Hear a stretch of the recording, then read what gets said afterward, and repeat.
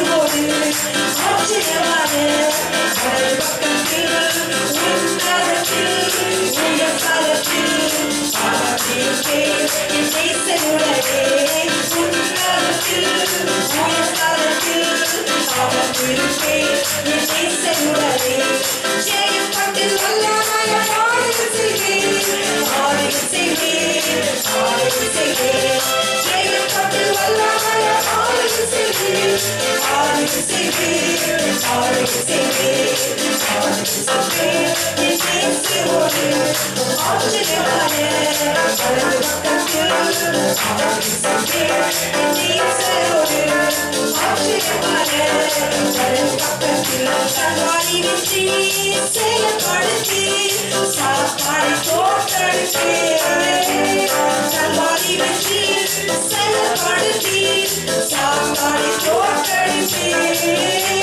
சத்தங்களை சிங்கங்களை விரித்திடுவேன் சத்தங்களை சிங்கங்களை விரித்திடுவேன் இயேசுவின் நாமத்தினால் என் இயேசுவின் நாமத்தினால் ஜெயப்பட்டு வல்லமைய ஆளுகை செய்வேன் ஆளுகை செய்வேன் ஆளுகை செய்வேன் ஜெயப்பட்டு வல்லமைய ஆளுகை செய்வேன் ஆளுகை செய்வேன் ஆளுகை செய்வேன் ஆளுகை செய்வேன் என் இயேசுவோடு ஆச்சரியமான வலது பக்கத்தில் ஆளுகை செய்வேன் என் இயேசுவோடு ஆச்சரியமான வலது பக்கத்தில் செய்தியறிவார் உத்தரியார் ஜெயமாக நடத்திடுவார் செய்தியறிவார் உத்தரியார் ஜெயமாக நடத்திடுவார் விசுவாச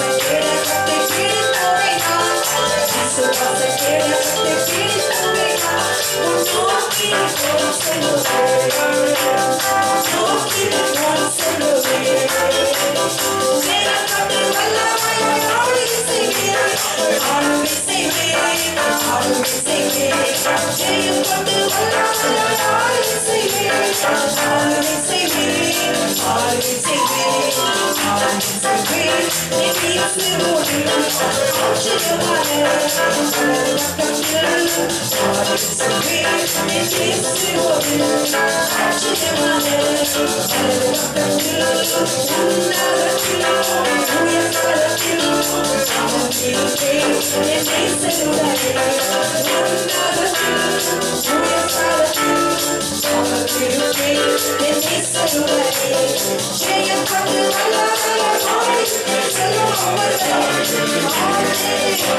விசுவாசமாக ஆளுகை செய்வேன் ஆளுகை செய்யப்பட்டு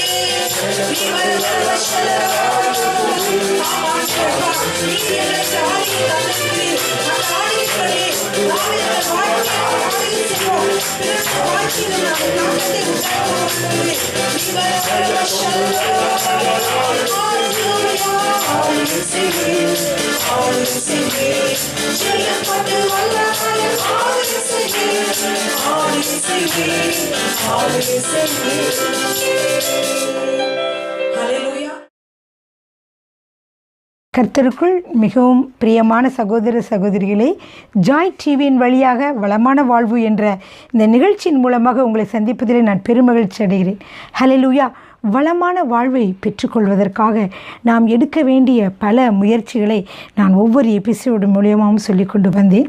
இப்பொழுது நான் கடைசியாக உங்களுடைய முயற்சிகளிலே நீங்கள் வெற்றி பெறுவதற்கு மேலும் கடைசியான ஒரு விதிமுறையை இன்று நாளிலே உங்களோடு பகிர்ந்து கொள்ளப் போகிறேன். இதுவே பிரதானமான விதி, இது ஒரு கடைசியான ஒரு விதியும் கூட. இந்த விதி என்ன என்று சொல்லி பார்த்தால், இது என்னவென்றால் அன்பு. ஹல்லேலூயா. இந்த அன்பு என்பது என்னவென்று பார்த்தீர்கள் ஒவ்வொருவருக்கும் தேவையானது. ஹல்லேலூயா அல்லவா? இப்போது இந்த தேவனுடைய ராஜ்யம் என்று சொல்லி பார்த்து கொண்டிருந்தோம். இந்த தேவனுடைய ராஜ்யமானது அன்பினாலே இயக்கப்படுகிறது, அன்பினாலே இது ஆளுகை செய்யப்படுகிறது. ஹல்லேலூயா. தேவன் அன்பாகவே இருக்கிறார் என்று வசனம் சொல்லுகிறது அல்லவா? அதே போல் தேவன் அன்பாகவே இருக்கிறார். இயேசு அன்பின் வடிவமாக நமக்குள்ளே வாசம் செய்கிறார். பிரியமானவர்களே, எனவே நாமும் அன்பாக நாமும் இருக்க வேண்டும். இயேசு அன்பின் வடிவமாக உங்களுக்குள்ளே தங்கி இருக்கிறார். எனவே இந்த அன்புக்கு விரோதமான எந்த செயலும் பேச்சும் சிந்தனையும் பார்வையும் கூட உங்களுடைய முயற்சிக்கு தடையாக இருக்கக்கூடும். அதாவது உங்களுக்கு வளமான வாழ்வை நீங்கள் பெறுவதற்கு அது தடையாக அல்லது தாமதமாக காரணமாக இருக்கக்கூடும். எனவே நீங்கள் அன்பானவர்களாக இருக்க வேண்டும். அது மட்டுமல்ல, அன்புக்கு விரோதமான எந்த விதமான சிந்தனைகள் செயல்கள் உங்கள் வாழ்க்கையில் இருக்கக்கூடாது. அன்பில்லாத செயல்கள் சிந்தனைகள் எல்லாமே உங்களுடைய வளமான வாழ்வை பெற்றுக்கொள்வதற்கு தடையாக இருக்கக்கூடும். பிரியமானவர்களே, ஒருவருக்கு நீங்கள் எந்த உதவி செய்தாலும் அதை மனம் அன்போடு கூட நீங்கள் செய்ய வேண்டும். அப்பொழுது அது உங்களுக்கு மிகவும் பிரயோஜனம் உள்ளதாக இருக்கும், அல்லது உங்களுடைய கிரியை பயனற்றதாக இருக்கும். ஹல்லேலூயா. அன்பு கிரியை செய்யும் உள்ளத்தில் பகை, விரோதம், பொறாமை, பெருமை, தட்புகள், அது மட்டும் இல்லை இச்சை, சுயநலம், கோபம், பயம், துக்கம் போன்ற எந்த குணத்திற்குமே இடமே இல்லை.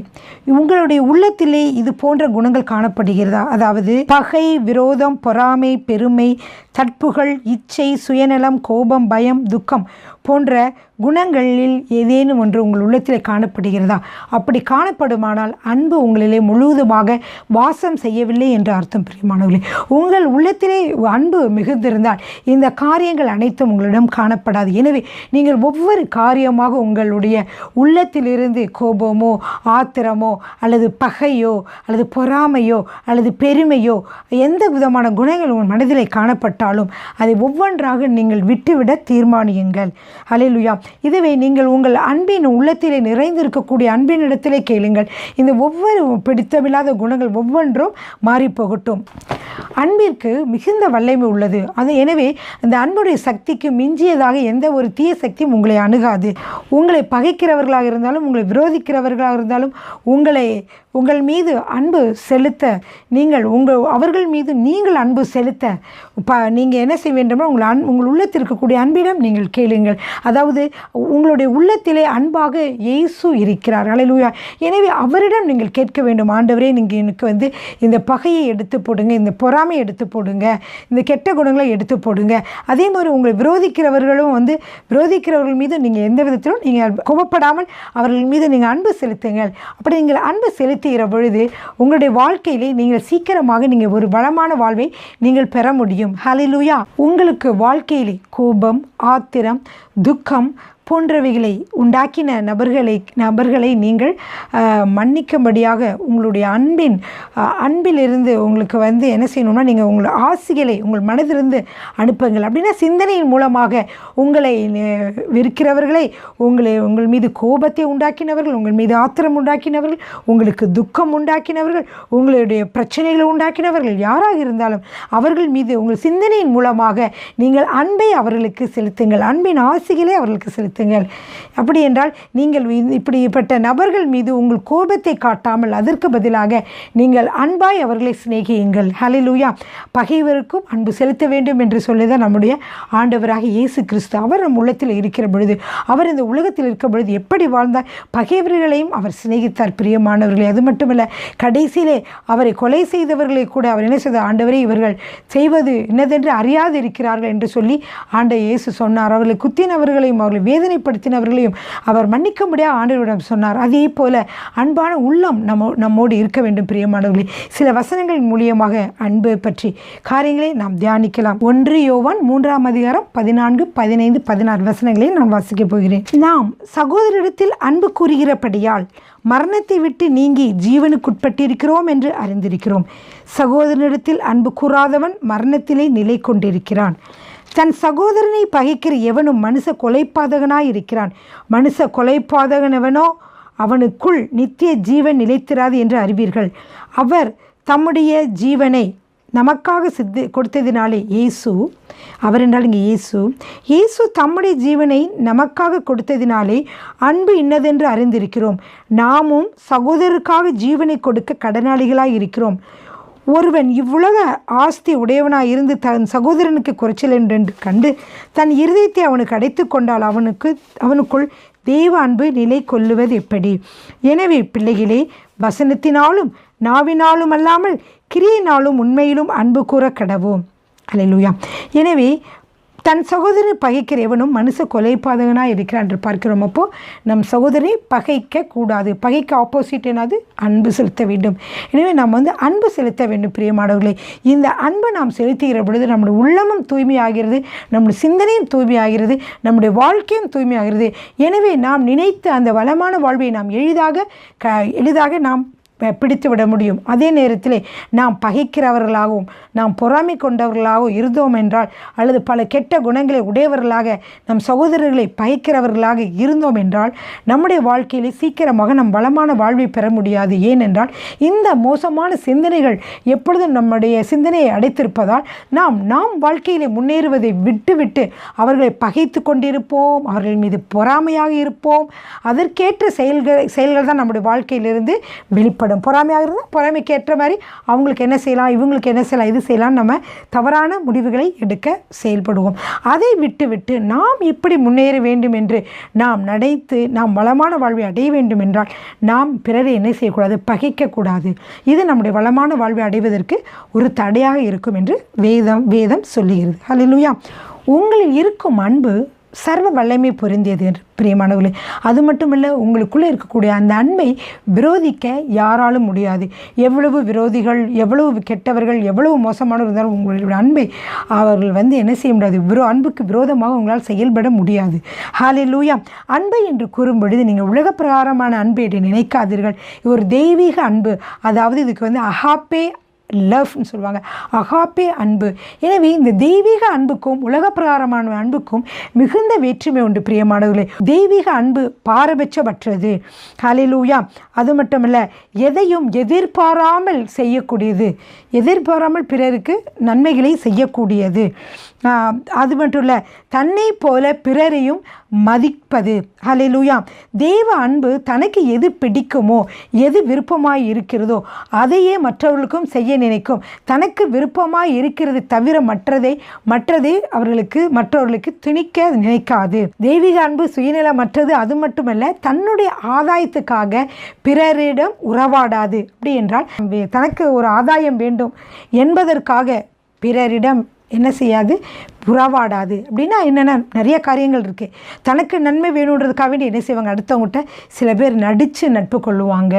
சில பேர் தனக்கு ஒரு கெட்ட காரியங்கள் பாருங்கள், சில காரியங்கள் தனக்கு தன்னுடைய தேவை சந்திக்கப்பட வேண்டும், தன்னுடைய ஆசையை நான் நிறைவேற்ற வேண்டும் என்பதற்காக பிறருடைய ஒரு திருமணமாகாத ஒருத்தவங்களுடைய ஒரு பெண்ணுடைய திருமணமாகாத ஆணுடைய வாழ்க்கையை கெடுக்க நினைப்பார்கள். சிலர் என்ன செய்வாங்க? கல்யாணம் ஆயிருந்தால் கூட, கல்யாணமான ஆணோ கல்யாணமான பெண்ணோ கூட அவங்க என்ன செய்வாங்க? தன்னுடைய இச்சையை நிறைவேற்ற வேண்டும், தன்னுடைய விருப்பமை நிறைவேற்ற வேண்டும் என்று சொல்லி அநேகர் இந்த நாட்களில் செயல்படுறதை நீங்கள் பார்க்கலாம். ஆனால் இது தூய்மையான அன்பு, இந்த தெய்வீக அன்பு இருந்தால் அது என்ன செய்யாது? தனக்காக, தன்னுடைய சுய லாபத்துக்காக பிறரிடம் உறவாடாது என்று சொல்லி இந்த வார்த்தையிலே பார்க்கிறோம். ஹல்லேலூயா. அது மட்டுமல்ல, பிறருடைய கஷ்டங்களை தன்னுடைய கஷ்டங்களைப் போல நினைத்து செயல்படும். பிறருடைய முகம் பாராமல், பிறருடைய இனம் பாராமல், பிறருடைய சூழ்நிலைகளை கூட பாராமல், எந்த நிலையில் இருந்தாலும், எந்த சூழ்நிலையில் இருந்தாலும், எந்த முகமே பார்க்காமல் யாராக இருந்தாலும் உதவி செய்யக்கூடிய மனநிலையோடு செய்வதுதான், கைமாறு கருதாமல் உதவி செய்வதுதான் இந்த தெய்வீக அன்பு, அகாப்பே அன்பு. இந்த அன்பை நாம் ஒவ்வொருவரும் உடையவராக இருக்க வேண்டும். ஹல்லேலூயா. ஆமீன். இப்படிப்பட்டதான இந்த அன்பை நீங்கள் ஒவ்வொருவரும் உடையவராக இருக்க வேண்டும். இந்த அன்பினை நீங்கள் தவறினீர்கள் என்றால் உங்களுடைய நன்மைகளை நீங்கள் பெற்றுக்கொள்வதற்கு பதிலாக நீங்களே என்ன செய்கிறீர்கள்? உங்கள் நன்மைகளை கெடுத்து விடுகிறீர்கள். எனவே நாம் எப்படி இருக்க வேண்டும்? இந்த தெய்வீக அன்பை உடையவர்களாக ஒவ்வொருவரும் இருக்க வேண்டும். அது மட்டுமல்ல, இந்த அன்பை உபயோகித்து எதிர்ப்புகளை தவிர்க்கவும், எதிர்ப்புகளை வெல்லவும், எதிர்பார்க்கும் காரியங்களை பெற்றுக்கொள்ளவும், நம்முடைய வாழ்க்கையிலே நடக்கக்கூடிய வேண்டாத காரியங்கள் எல்லாவற்றையும் நீங்கள் நீக்கவும் உங்களுக்கு அதிகாரம் கொடுக்கப்பட்டிருக்கிறது. எனவே நீங்கள் தேவனுடைய புத்திரராய் இருக்கிறீர்கள். நீங்கள் தேவனுடைய புத்திரர், தேவனுடைய ராஜ்யம் உங்களுக்குள்ளே இருக்கிறது. அது அன்பினாலே இயக்கப்படுகிறது. எனவே நீங்கள் அன்பினாலே மற்றவர்களிடம் எப்பொழுதும் நீங்கள் செயல்பட வேண்டும். ஹல்லேலூயா. எனவே உங்கள் வாழ்க்கைக்கு தேவையான ஐஸ்வர்யம், காரிய சித்தி, அனுபவிக்கும் சக்தி, இவை எல்லாவற்றிற்குமே இந்த தேவனுடைய அன்பு தேவைப்படுகிறது பிரியமானவர்கள். அதாவது தெய்வீக அன்பு தேவைப்படுகிறது. எனவே இந்த தெய்வீக அன்பினாலே நீங்கள் எல்லாவற்றையும் உங்கள் வாழ்க்கையிலே பெற்றுக்கொள்ள முடியும். நீங்கள் அன்புக்குள் வாசமாக இருக்கிறேன் என்று எப்பொழுதும் நீங்கள் நினைத்து கொண்டிருக்க, நான் அன்புக்குள் வாசமாக இருக்கிறேன் அப்படின்னால் இயேசு கிறிஸ்து அன்பாகவே இருக்கிறார். அவர் உங்களுக்குள்ளே வாசமாக இருக்கிறார், அவருக்குள் நீங்கள் இருக்கிறீர்கள். எனவே எப்பொழுதும் நீங்கள் எப்படி இருக்க வேண்டும் என்றால் அன்பாகவே இருக்க வேண்டும். இப்படி நீங்கள் நடந்தீர்கள் என்றால் உங்கள் வாழ்க்கையிலே வெற்றி மேல் வெற்றி வரும். உங்களுடைய நீங்கள் ஜெபிக்கிற காரியங்கள் வாழ்க்கையில் நடக்கும். எல்லா காரியங்களும் நீங்கள் விரும்புகிற காரியங்கள் அனைத்தும் உங்கள் வாழ்க்கையிலே வந்து சேரும் பிரியமானவர்களே. ஹல்லேலூயா, ஆமீன். அது மட்டுமல்ல, எல்லாம் தேவனுடைய ராஜ்யத்தினாலே உங்களுடைய வாழ்க்கையிலே வருகிறது. அது மட்டுமல்ல, அன்பினாலே நீங்கள் ஆளுகை செய்யப்படுவதனாலே நீங்கள் எப்பொழுதும் தேவனை துதித்து கொண்டே இருங்கள். உங்கள் வாழ்க்கையிலே நன்மை செய்த நன்மை ஒவ்வொரு நாளும் நன்மை செய்கிற தேவனை நீங்கள் துதித்து கொண்டே இருக்கிறீர்கள். உங்கள் வாழ்க்கையிலே நீங்கள் அன்பை அனுபவிக்கிறீர்களா? உங்களுடைய வாழ்க்கையிலே நீங்கள் நன்மைகளை அனுபவிக்கிறீர்களா? அப்படி என்றால் உங்களுக்குள் அன்பு கிரியை செய்கிறது. நீங்கள் உங்கள் வாழ்க்கையிலே நன்மைகளை அனுபவிக்கிறீர்களா? அப்படி என்றால் உங்கள் வாழ்க்கையிலே அன்பு கிரியை செய்கிறது. உங்களுக்கு நல்ல சுகம் பலனோடு இருக்கிறீர்களா? நல்ல ஆரோக்கியத்தோடு இருக்கிறீர்களா? அப்படி என்றால் உங்கள் வாழ்க்கையில் அன்பு கிரியை செய்கிறது. உங்களுக்கு பயம் கவலை இல்லாமல் சந்தோஷமாக இருக்கிறீர்களா? அப்படி என்றால் உங்களுக்குள்ளே அந்த அன்பு கிரியை செய்கிறது பிரியமானவர்களே. ஹல்லேலூயா. அன்பாகிய இயேசு கிறிஸ்து உங்களுக்குள்ளே கிரியை செய்கிறார், உங்களுக்குள்ளே இருக்கிறார். ஹல்லேலூயா. உங்களுக்கு இந்த அன்பை கொடுத்த அந்த தேவனை துதித்து கொண்டே இருங்கள் பிரியமானவர்களே. நீங்கள் கொஞ்சத்தில் உண்மையாக இருந்தால் கர்த்தர் அநேகத்தில் அதிகாரியாக்குவேன் சொல்லியிருக்கார். எனவே நீங்கள் கர்த்தரை துதிக்கிற பொழுது, தேவனை துதிக்கிற பொழுது, ஏனென்றால் இவ்வளவதற்கும் காரணமானவர் தேவன். அவர் அன்பாகவே இருக்கிறார். எனவே தான் அவரை நாம் என்ன செய்ய வேண்டும்? எப்பொழுதும் துதித்து கொண்டே இருக்க வேண்டும். கர்த்தாவே, நீங்கள் செய்த நன்மைக்காய் நன்றி, எனக்கு கொடுத்த ஆரோக்கியத்திற்காய் நன்றி, எனக்கு கொடுத்த ஐஸ்வர்யத்திற்காய் நன்றி, எனக்கு கொடுத்த காரியங்களுக்காக உங்களுக்கு நன்றி செலுத்துகிறேன் என்று சொல்லி நன்றியுள்ள இருதயத்தோடு நீங்கள் கர்த்தரை துதித்து கொண்டே இருக்க வேண்டும். உங்களுடைய சிந்தனைகளை கர்த்தரை துதிப்பதற்கு பயன்படுத்துங்கள். சிந்தனைகள் மூலமாக கர்த்தரை நீங்கள் துதித்து கொண்டே இருங்கள். இப்படி நீங்கள் துதித்து கொண்டே இருக்கிற பொழுது, அதாவது இந்த சிந்தனைகளிலே கர்த்தரை துதித்து கொண்டே இருக்கிற பொழுது, வேண்டாத சிந்தனைகள், வேண்டாத காரியங்கள், எதுவுமே தேவையில்லாத காரியங்கள், தேவையில்லாத சிந்தனைகள், இச்சைகள் போன எதுவுமே உங்களுடைய மனதிலே வராது. ஏனென்றால் தேவனை துதித்து, தேவனை பற்றி நீங்கள் சிந்தித்து, தேவனோடு ஐக்கியமாக இருக்கிற உங்களுக்கு இந்த வேண்டாத சிந்தனைகள் எதுவும் உங்கள் வாழ்க்கையிலே குறுக்கிடாது பிரியமானவர்களே. வேண்டாத சிந்தனைகள், தேவையற்ற சிந்தனைகள் உங்களுக்குள்ளே கிரியை செய்தால் நீங்கள் உடனே என்ன செய்ய வேண்டும் என்றால், உங்களுக்கு நன்மைகளை செய்த தேவனை, நீங்கள் இயேசு கிறிஸ்துவை, உங்களுக்கு பல நன்மைகளை செய்த இயேசு கிறிஸ்துவை ஒவ்வொரு நாளும் நீங்கள் துதிக்க வேண்டும். ஒவ்வொரு நன்மைகளாய் சொல்லி நீங்கள் துதிக்க வேண்டும். இப்படி கர்த்தர் உங்களுக்கு கொடுத்த நன்மைகளை நீங்கள் துதித்து கொண்டிருக்கிற பொழுது உங்களிடம் இருந்த வேண்டாத சிந்தனைகள் அனைத்தும் விலகிவிடும். ஹல்லேலூயா. எனவே என்ன நான் சொன்னேன்னா, ஒரு ஃபோக்கஸ், அதாவது ஆண்டவரை இயேசுவை நீங்கள் நோக்கி பாருங்கள், அவரையே நீங்கள் பார்த்து துதியுங்கள். கர்த்தர் செய்த நன்மைகளுக்கு அவரை துதியுங்கள். அப்பொழுது வேண்டாத சிந்தனைகள் அனைத்தும் உங்களை விட்டு விலகிவிடும் பிரியமானவர்களே. ஹல்லேலூயா. உங்களுக்குள் வாசம் செய்கிற அன்பு பிறருக்குள்ளும் வாசம் செய்கிறது என்பதை நீங்கள் புரிந்து கொள்ள வேண்டும். யாராவது உங்களுக்கு தெரிந்தவர் ஏதாவது தவறு செய்தால் அதை நீங்கள் என்ன செய்ய வேண்டும்? அதையும் பெரிதுபடுத்தாமல் அதை நீங்கள் மன்னித்து விட வேண்டும். ஏனென்றால் அவர் அப்படி தவறு செய்து விட்டாரே என்று அவரை தாழ்வாகவோ குறைவாகவோ மதிப்பில்லாமலோ நீங்கள் பேசிக்கொண்டு இருக்கக்கூடாது. ஏனென்றால் உங்கள் தவறு செய்வது இயல்பு. நீங்களும் சில வேளையிலே தவறி இருக்கலாம்.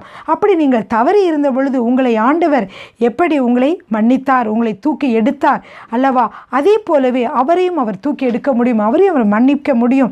உங்களை தூக்கி நிலை நிறுத்தியது போல அவரையும் தூக்கி நிலை நிறுத்த முடியும் பிரியமானவர்கள். எனவே மற்றவர்களை நீங்கள் குறைவாக மதிப்பிடுவதோ குறைவாக சொல்வதோ இல்லாமல் உங்களுடைய காரியங்களை மாத்திரம் நீங்கள் பார்த்து கர்த்தரை துதியுங்கள். ஹல்லேலூயா.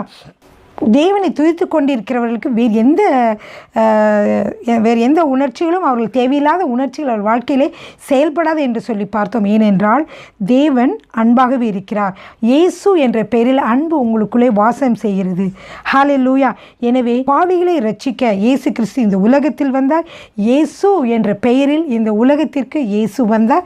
அவர் பாவிகளை ரட்சிக்கவே இந்த உலகத்திலே வந்தார் பிரியமானவர்களே. ஹல்லேலூயா. வசனத்தின் மூலமாக நாம் இப்போ வாசிக்க போகிறோம். 1 யோவான் 4:9. தம்முடைய ஒரே பேரான குமாரனாலே நாம் பிழைக்கும்படிக்கு தேவன் அவரை இவ்வுலகத்திலே அனுப்பினதினால் தேவன் நம்மேல் வைத்த அன்பு வெளிப்பட்டது. ஹல்லேலூயா. தேவன் நம்ம மேல் அன்பு வச்சது, அது வெளிப்பட்டது. எப்படி வெளிப்பட்டது? அது இயேசு கிறிஸ்துவாக அது வெளிப்பட்டது பிரியமானவர்களே. 1 யோவான் 3:16. அவர் தம்முடைய ஜீவனை நமக்காக கொடுத்ததினாலே அன்பு இன்னதென்று அறிந்திருக்கிறோம். ஹல்லேலூயா.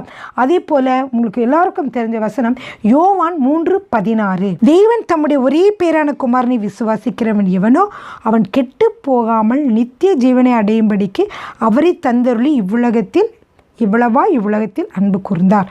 அடுத்து 17வது வசனம். உலகத்தை ஆக்கினைக்குள்ளாக தீர்க்கும்படி தேவன் தம்முடைய குமாரனை உலகத்தில் அனுப்பாமல் அவராலே உலகம் ரட்சிக்கப்படுவதற்காகவே அவரை அனுப்பினார்.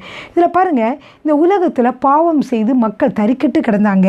அப்பொழுது ஆண்டவர் இந்த உலகத்தை ஆக்கினைக்குள்ளாக நியாயந்திருக்கும்படியாக தன்னுடைய குமாரனை அனுப்பி ஒவ்வொருவரையும் தண்டிக்க, கொலை செய்ய, அவர்களை ஒன்றுமில்லாமலாக்க, நிர்மூலமாக்க அனுப்பவில்லை.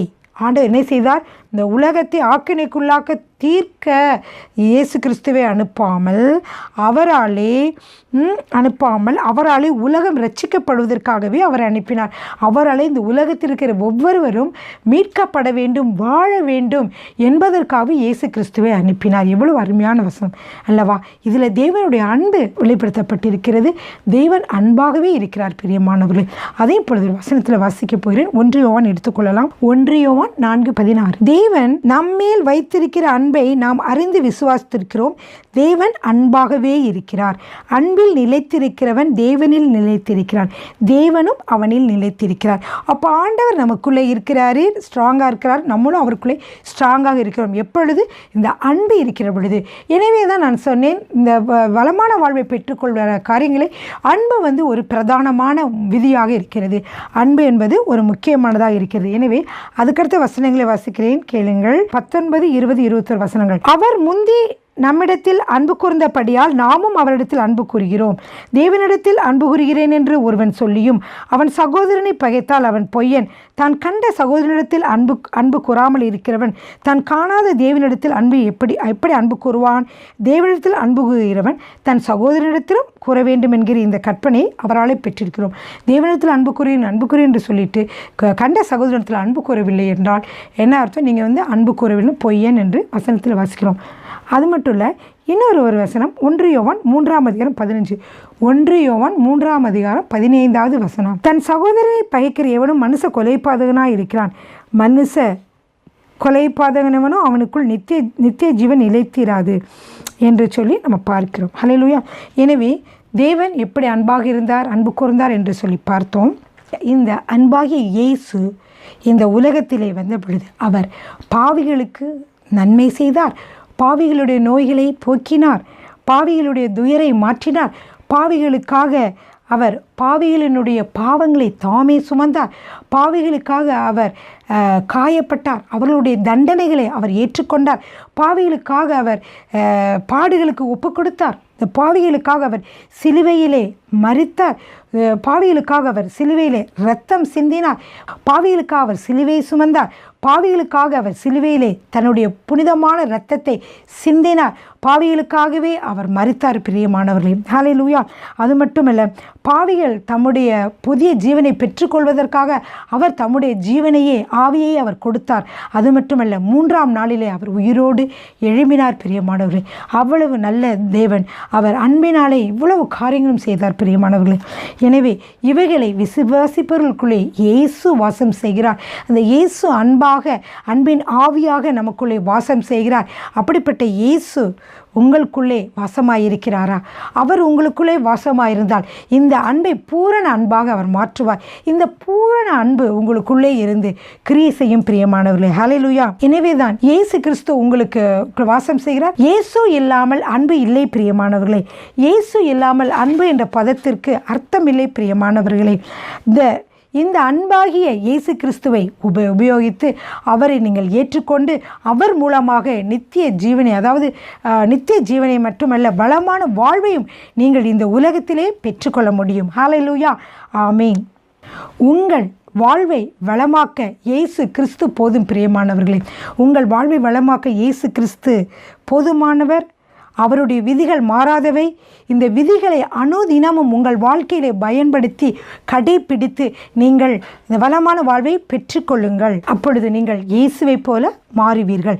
கடைசியாக பிரியமானவர்களே, நாம் என்ன செய்ய போகிறோம் என்றால் 1 கொரிந்தியர் 13வது அதிகாரம் அதில் ஒன்றிலிருந்து ஒரு 8 வசனங்களில் வாசிக்க போகிறேன். நான் மனுஷர் பாஷைகளையும் தூதர் பாஷைகளையும் பேசினாலும் அன்பு எனக்கு இராவிட்டால் சப்தமிடுகிற வெண்கலம் போலவும் ஓசையிடுகிற கைத்தாளம் போலவும் இருப்பேன். பாருங்கள், மனுஷ பாஷை பேசலாம், தூதர் பாஷை பேசலாம், அநேக பாஷைகளை பேசலாம். எப்படிப்பட்ட ஒரு மனிதராக நான் இருந்தாலும் அன்பு எனக்குள்ளே இராவிட்டால் எப்படி இருப்பேன் நான்? அது ஒரு பேசுகிறது ஒரு பெருமை இல்லை. பாஷைகள், அந்நிய பாஷைகளை பேசுகிறது அங்கே ஒரு பெருமையாக இருக்காது. அங்கே எப்படி இருக்குன்னா ஓசை இடுகிற கைத்தாளம் போலவும் சப்தமிடுகிற வெண்கலம் போலவும் அது இருக்கும். அதில் மீனிங்கே இருக்காது. எனவே நமக்குள்ளே என்ன இருக்க வேண்டும்? முக்கியமாக அன்பு இருக்க வேண்டும் என்று சொல்லி இந்த வசனத்தில் வாசிக்கிறோம். அடுத்த வசனம், நான் தீர்க்கதரிசன வரத்தை உடையவனாக இருந்து சகல ரகசியங்களையும் சகல அறிவையும் அறிந்திருந்தாலும் மலைகளை பெயர்க்கத்தக்கதாக சகல விசுவாசமுள்ளவனாக இருந்தாலும் அன்பு எனக்கிராவிட்டால் நான் ஒன்றுமில்லை. பாருங்கள் பிரியமானவர்களே, இந்த எவ்வளோ ஒரு அருமையான வசனம். நான் தீர்க்கதரிசன வரத்தை உடையவனாயிருந்து சகல ரகசியங்களும் சகல அறிவையும் அறிந்திருந்தாலும் மலைகளை பெயர்க்கத்தக்க விசுவாசமுள்ளவனாக இருந்தாலும் அன்பு எனக்கிராவிட்டால். ஸோ இந்த எல்லாமே இருந்தாலும் அன்பு இல்லாவிட்டால் உங்களுக்கு ஒன்றுமே இல்லை. எனவே அன்பு இருக்கிறதா ரொம்ப கடினம். ஸோ அந்த அன்பை நீங்கள் எப்பொழுதும் மனதிற்குள்ளே தக்க வைத்துக் கொள்ளுங்கள். அன்புள்ளவர்களாக மாறுங்கள். உங்கள் பேசும் பொழுது அன்பு, பார்க்கும் பொழுது அன்பு, நீங்கள் சிந்திக்கும் பொழுது அன்பான காரியங்கள், இப்படிப்பட்ட உள்ளவராக நீங்கள் மாறுங்கள். ஹல்லேலூயா. 3வது வசனத்தை வாசிப்போமா? எனக்கு உண்டான யாவற்றையும் நான் அன்னதானம் பண்ணினாலும் என் சரீரத்தை சுட்டெரிக்கப்படுவதற்கு கொடுத்தாலும் அன்பு எனக்கு இராவிட்டால் எனக்கு பிரயோஜனம் ஒன்றுமில்லை. நம்மக்கிட்ட இருக்கிறது எல்லாவற்றையும் மக்களுக்கு கொடுக்கலாம், வாரி வாரி இறக்கலாம். ஆனால் என் மனசில் அன்பு இல்லைன்னா எதுவுமே பிரயோஜனம் இல்லை. அடுத்ததாக பாருங்கள், 4வது வசனம், அன்பு நீடிய சாந்தமும் தயவும் உள்ளது. அன்புக்கு எப்படி இருக்கும்? நீடிய சாந்தம் இருக்குது, தயவும் உள்ளது. எனவே நீங்கள் நீடிய சாந்தத்தோடு இருந்தீங்கன்னா அடிக்கடி சண்டை போட மாட்டீங்க, யாரையும் திட்ட மாட்டீங்க. நீடிய சாந்தம் அவசியம். தயவோடு இருந்தீங்கன்னா, பாவம்னு ஒருத்தவங்க நினச்சி பார்த்தீங்கன்னா நீங்கள் என்ன செய்ய மாட்டீங்க? கோபத்தோடு பேச மாட்டீங்க. அடுத்ததாக பாருங்கள், அன்புக்கு பொறாமை இல்லை. அன்புக்கு பொறாமை இல்லை. அப்படி பொறாமை இல்லாமல் இருந்தால் எப்படி இருக்கும்? எதையுமே தன்னை போல பிறரையும் நேசிக்கக்கூடிய உள்ளவர்களாக மாறுவதனாலே நமக்கு சண்டைகளோ பகைவர்களோ அநேகமாக இருக்காது. ஹல்லேலூயா. எனவே அன்புக்கு பொறாமை இல்லை. அன்பு தன்னை புகழாது, அது பிறரை தான் புகழுமே தவிர தன்னை புகழாது. இருமாப்பாய் இராது, அயோக்கியமானதை செய்யாது, தற்பொழிவை நாடாது, சினமடையாது, தீங்கு நினையானது, அநியாயத்தில் சந்தோஷப்படாமல் சத்தியத்தில் சந்தோஷப்படும், சகலத்தையும் தாங்கும், சகலத்தையும் சகிக்கும், சகலத்தையும் விசுவாசிக்கும், சகலத்தையும் நம்பும், சகலத்தையும் சகிக்கும். அன்பு ஒரு காலம் ஒழியாது. எனவே இந்த அன்புக்கு எவ்வளவு நல்ல குணங்கள் இருக்குது பாருங்கள். இந்த குணங்கள் உள்ளவர்களாக மாற வேண்டும். இது முழுவதும் உள்ளவர் இயேசு. இந்த அன்புன்ற பதத்திற்கு இயேசு என்று பேர் போட்டிங்கன்னா ரொம்ப பொருத்தமாக இருக்கும் பிரியமானவர்களே. அப்படிப்பட்ட அன்பாகிய இயேசு நமக்குள்ளே இருக்கிற பொழுது நாமும் இப்படியே மாற வேண்டும். ஹல்லேலூயா. அநியாயத்தில் சந்தோஷப்படாமல் சத்தியத்தில் சந்தோஷப்பட வேண்டும். அயோக்கியமானதை செய்யக்கூடாது, தற்பொழிவை நாடக்கூடாது, சகலத்தையும் தாங்க வேண்டும், சகலத்தையும் விசுவாசிக்கும், சகலத்தையும் நம்பும், சகலத்தையும் சகிக்கும் என்று சொல்லி பார்க்கிறோம் பிரியமானவர்களே. எனவே நீங்கள் முதலாவது இந்த வளமான வாழ்வு உங்கள் வாழ்க்கையிலே நீங்கள் அடைய வேண்டுமானால் இந்த கடைசியாக நான் சொல்லப்பட்ட இந்த பூரணமான அன்பும் உங்கள் வாழ்க்கையிலே வேண்டும் பிரியமானவர்கள். எனவே நீங்கள் ஒவ்வொரு நாள் யோசியுங்கள். இந்த நான் சொன்ன சத்தியத்தின்படி நீங்கள் பார்க்கிற பொழுது நீங்கள் அன்பாக இருக்கிறீர்களா? உங்கள் மனைவியோடு அன்போடு பேசுகிறீர்களா? உங்களுடைய பிள்ளைகளோடு அன்போடு பேசுகிறீர்களா? கணவரோடு, சக ஊழியக்காரர்களோடு, சகோதரிகளோடு மனசுக்குள்ளே பொறாமையாமல் இருக்கக்கூடாது. அப்படி பொறாமையெல்லாம் இல்லாமல் இருந்தால் தான் அன்போடு கூட அவங்களோட நீங்கள் பேச முடியும். இல்லாட்டா வாயிலேருந்து எப்படி வந்துடும் வார்த்தை? தவறாக கோபமான வார்த்தைகள் வந்துடும். இன்னும் கோவப்படக்கூடாது. சகலத்தையும் சகிக்க வேண்டும். நம்ம இப்படிப்பட்ட அந்த அன்பு என்னென்ன சொல்லியிருக்கோ அதெல்லாம் தியானிங்க. இதே போல் நீங்கள் மாறுங்க. இப்படி மாறுகிற பொழுது நீங்கள் இயேசுவை போலவே நீங்கள் மாறுவீர்கள். ஹல்லேலூயா. ஆமென்.